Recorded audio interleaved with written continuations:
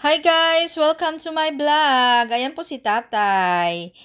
Kukuha po si tatay ng papaya po kasi gagawa po si nanay ng atsara. Si nanay kasi ay masarap talaga yan pagdating sa paggawa ng atsara kasi pasalubong po yan, pauwi ni auntie, papuntang Mindanao at sabayan na rin si uncle at saka yung pinsan ko rin. Kaya marami po yung nagawa namin ngayong at Sara at tinulungan na yan ni Rowana si tatay sa pag-arrange din ng mga papaya. At ayan, si tatay ay willing-willing talaga sa pangunguha.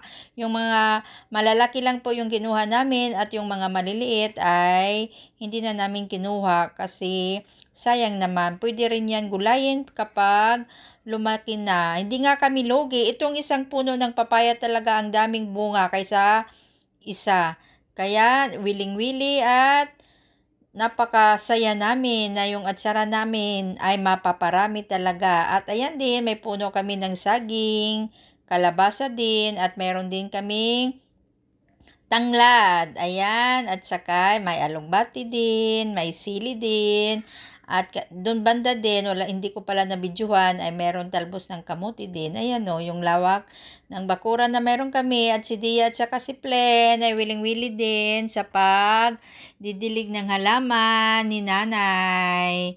Nakakatuwa talaga, nakakataba ng puso na may mga tanim ka sa gilid ng bahay nyo at sabay din kahit palaro-laro lang yan pero laking bagay na rin. At ayan na nga, inumpisahan na namin yung paggawa ng atsara at binalatan. Siyempre, ayan yung carrots na isa sa gagamitin. Natapos na rin tulong-tulong para mas madaling matapos. At ayan na nga yung gagamitin pang iba. Ayan o, relax na relax talaga si nanay o. Hindi ko nga lang yan nabidyuhan sa pagluto talaga kasi nagkataon ay umalis kami.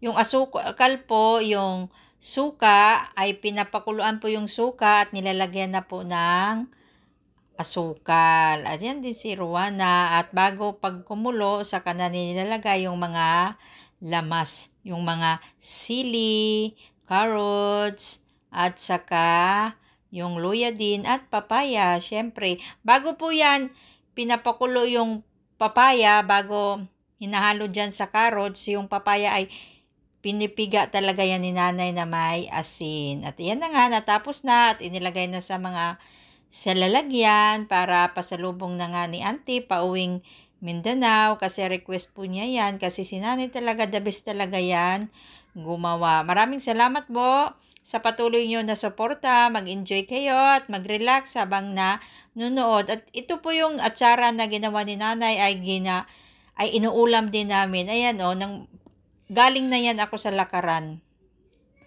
Kaya sabay tikim na rin at ang ganda pala ng lipstick ko, yung kulay niya. Nakakaganda sa mukha. Maraming salamat po and God bless us all.